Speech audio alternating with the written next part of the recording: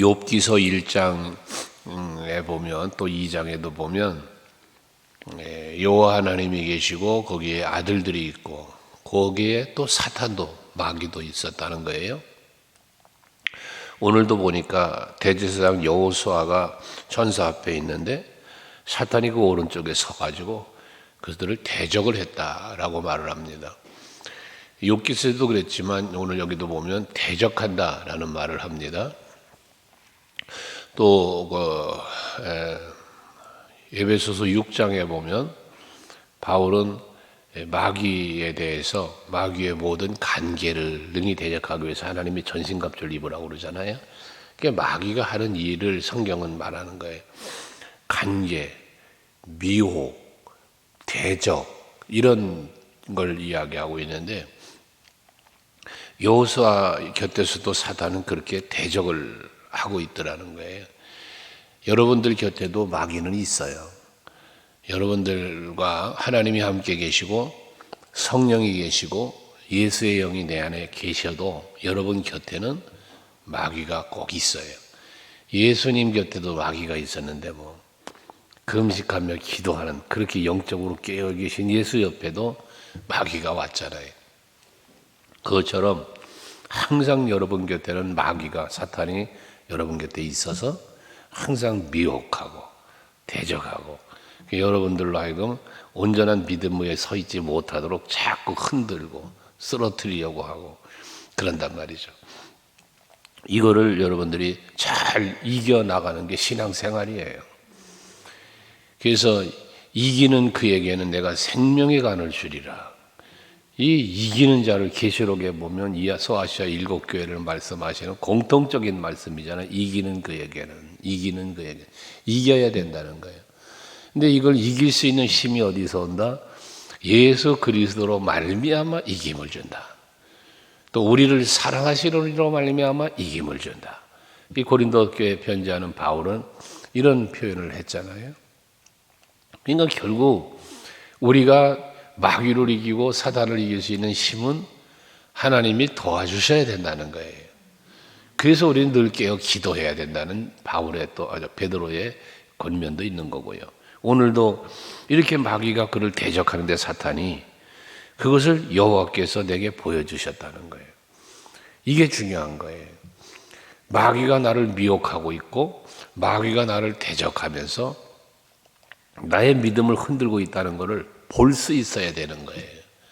이걸 보질 못하다 보니까 미혹에 빠지고 실족하는 거예요.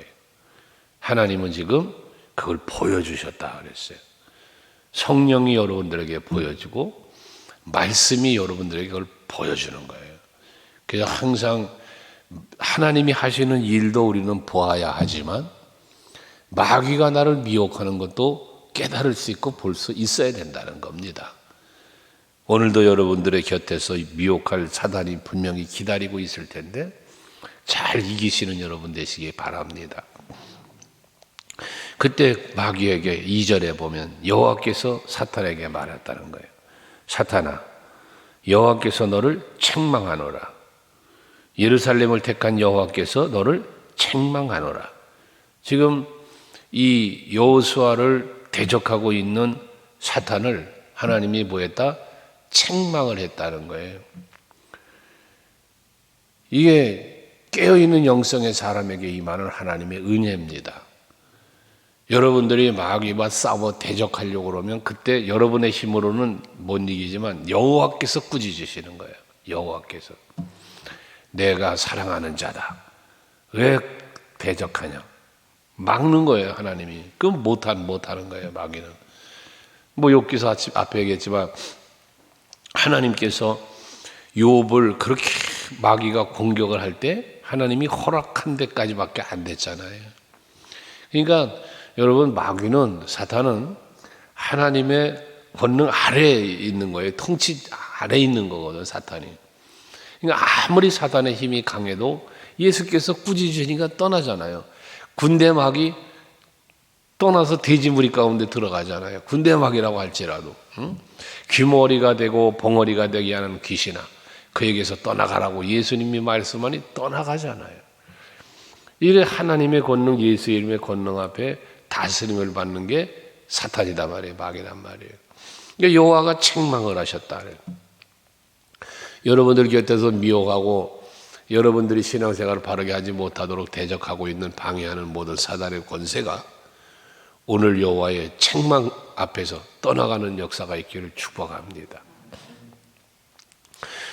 그러면서 책망하노라 하면서 이는 불에서 꺼낸 그슬린 나무가 아니냐 하실 때 그랬어요. 여호수아를 대적하는데 이 여호수아를 대적하는 그 사탄을 꾸짖으면서 책망하시면서 얘는 불에서 꺼낸 그슬린 나무라는 거예요. 이 여호수아는 여호수아가 개인을 말하기보다 이스라엘 민족을 이야기하는 거로 보는데 이들을 일컬어 뭐라 그래서 불에서 꺼낸 그슬린 나무. 이게 불이 타는데 그 속에 들어갔던 나무예요. 근데 완전히 소각이 되어서 재가 된 나무가 아니라 그슬린 나무, 완전히 타지 않은 나무예요. 불 가운데 들어갔었지만 다 타기 전에 꺼냈다는 얘기예요. 이게 이스라엘 백성들의 이야기예요. 하나님의 진노 속에서 불같은 그러한 책망과 그 고난 속에 던져졌지만 완전히 멸망당하지 않고 다시 회복되어지는 이스라엘을 이렇게 불에 끌린 나무로 표현하고 있다는 것이죠. 이 앞에서도 계속 여러분에게 말씀을 드렸지만 여러분들을 고통 가운데 또는 여러 가지 상황과 문제 가운데 나를 하나님께서 던져 넣었어도 그 가운데서 또 하나님은 자비와 긍휼로 여러분을 건져내시고 지키시는 하나님이시다는 거예요. 우리 그리스도 예수를 믿는 우리 성도들은 영원한 멸망이 없어요. 그러니까 예수께서 친히 말씀하시죠. 나는 부활이요 생명이니 나를 믿는 자는 죽어도 살겠고예요. 풀무불에 던져졌지만 살아나온 다니엘의 친구들, 사자굴에 던져졌지만 머리털 하나도 상하지 아니하고 살아나오는 다니엘, 이 하나님이 하시는 일이라는 거죠. 여러분들은 바로 그런 하나님의 보호 속에 살고 있다는 것입니다. 그러면서 그 불에서 꺼낸 그슬린 나무라고 하면서 3절에 보니까 여호수아가 더러워서 옷을 입고 천사 앞에 서 있더라는 거예요. 보통 하나님 앞에는 어떤 모습으로 섭니까? 깨끗한 세마포 옷을 입고 쓴다고 계시록은 말하잖아요. 그런데 지금 이 여호수아는 여기 말하는 천사는 예수 그리스도를 상징한다고 보는 건데 예수 앞에 뭘 입고 서 있어요? 더러운 옷을 입고 서 있다는 거예요. 이 더러운 옷은 결국 죄인의 모습이에요. 죄인의 모습으로 예수 앞에 서 있는 걸 말하는 거예요. 그런데 그렇게 죄인의 모습으로 서 있는 그에게 4절에 보면 여호와께서 앞에 서 있는 자들에게 명령하시기를 그 더러운 옷을 벗기라. 여호수아가 지금 더러운 옷을 입고 서 있는데 그 더러운 옷을 벗기라는 거예요. 그리고 여호수아에게 이르기를 내가 내 죄악을 제거하여 버렸으니 그래요. 이게 이 더러운 옷은 죄악이었다는 거거든요. 이걸 벗겨버리라는 얘기는 죄를 용서해 주시고 죄를 여기 표현한 대로 제거해 버리셨다. 죄 용서해 주셨다는 거죠. 그렇게 죄를 용서했으니 너에게 아름다운 옷을 입히리라 라고 말씀을 해요. 여기서 더러운 옷을 벗어버리게 하는 그 죄의 제거, 죄 사함은 예수 그리스도의 보혈로 이루어지는 거죠. 십자가 은혜로 이루어지는 거죠. 그리고 아름다운 옷을 입힌다고 했는데 이 아름다운 옷은 결국은 깨끗한 옷을 세마포 옷을 입었다는 것이죠. 그래서 요한계시록 7장 14절에 보면 어린 양의 피로 깨끗하게 되었다는 그런 말씀이 기록되어 있는 것처럼 이제 어린 양의 피로 그 옷을 깨끗하게 해주셨다는 말씀이거든요. 어린 양의 피로 더러웠던 옷을 깨끗하게 해줬다. 죄사함을 말하는 거예요. 우리 하나님 앞에 설 땐 바로 그런 깨끗해진 모습으로 서게 해주시는 거예요. 누가? 예수 십자가의 보혈로, 은혜가. 그 더러웠던 옷을 벗겨주고 새로운 깨끗한 옷을 입혀주시는. 에베소서 2장에도 바울은 말하잖아요. 구습을 줬는 옛사람 벗어버리고 오직 심령이 새롭게 되어 새 사람을 입으라고. 그러니까 우리는 항상 거룩한 옷을 입고 새 사람이 되어서 하나님의 보좌 앞에 나아갈 거니까 우리 늘 뭐 해야 돼요? 이 그리스도의 보혈의 피로, 어린 양의 피로 우리의 이 더러워진 옷을 자꾸 깨끗하게 빨아가는 거예요. 빨아가는 거예요. 그래서 결과적으로는 깨끗하고 거룩한 세마포 옷을 입고 하나님 앞에 서는 거죠. 그 계시록 19장 8절의 말씀이잖아요. 성도들이 깨끗한 세마포 옷을 입고 서 있는데 그건 거룩한 행실이다. 성도들의 거룩한 행실이다. 결국 세마포 옷을 빠는 것은 예수 보혈에 빨지만 그 보혈에 빠는 우리들의 행위는 뭐냐? 거룩하게 사는 것이라는 거예요. 거룩하게. 그러니까 여러분들이 그리스도인답게 구별된 삶을 사는 것, 이게 결국 거룩한 삶의 행위고 그것이 세마포 옷을 빠는 행위가 된다는 거예요. 보혈은 있는데 내가 그 보혈의 은총 속으로 들어가서 거룩하게 살지를 못한다면 나를 깨끗하게 해줄 수 있는 보혈의 이 어린 양의 피는 있지만 내가 옷을 빨지 않는다면 이건 아니다 그 말이에요. 그래서 항상 그렇다고 해서 우리의 구원이 내 행위에 있다는 얘기가 아니에요. 보혈의 은혜가 있는 거예요. 그 은혜를 은혜로 알고 내가 은혜 안에 들어가서 예수 안에서 사는 것, 이걸 말하는 게 행위를 말하는 거니까 그거는. 그래서 어쨌든 아름다운 옷이라고 여기 표현을 했고 계시록에서는 깨끗한 세마포 옷이라고 그랬고 시편 기자는 거룩한 옷이라고도 표현을 했어요. 우리 성도들이 입어야 할 옷, 바울은 하나님의 전신갑주라고도 했고요. 우리는 어쨌든 이렇게 하나님의 말씀으로 사랑의 옷, 십자가 보혈의 옷을 입고 우리는 구별된 하나님이 기뻐하는 삶을 살아가는 여러분들이 되셔야 한다는 것입니다. 그러니까 또 5절에도 정결한 관을 그의 머리에 씌우소서 하매 곧 정결한 그 머리에 씌우며 옷을 입히고 여호와의 천사는 곁에 있었다고 그래요. 여기 보니까 관을 씌우셨대요. 아름다운 옷을 입히셨대요. 그리고 천사가 그 곁에 섰다는 거예요. 이게 뭡니까? 계시록 2장 10절에 말하는 죽도록 충성해라. 그러면 내가 너에게 생명의 관을 주리라 말씀하셨잖아요. 이런 면류관을 하나님 줘요. 또 디모데후서 4장 8절에 보면 바울은 의의 면류관을 또 이야기하죠. 우리가 써야 될 면류관들이에요. 여러분이 써야 할 면류관이고요. 이렇게 면류관을 씌우고 거룩한 세마포, 깨끗한 세마포 옷을 입히고 천사가 곁에 서서 그를 보호하고 또 수종드는 이러한 상황을 말하는 거 아닙니까? 얼마나 아름다운 모습입니까? 우리 모두가 그 자리로 나가야 되고 그 은혜를 누려야 되는 거죠. 그걸 소망하면서 사는 거예요, 우리가.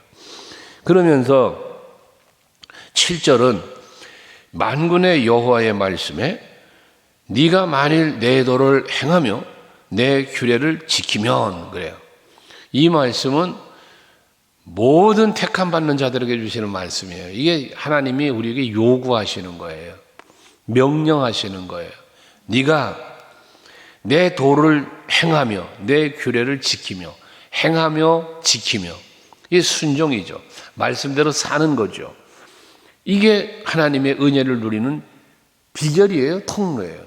이게 순종밖에 없어요. 그래서 하나님은 우리에게 이 말씀을 주신 거예요.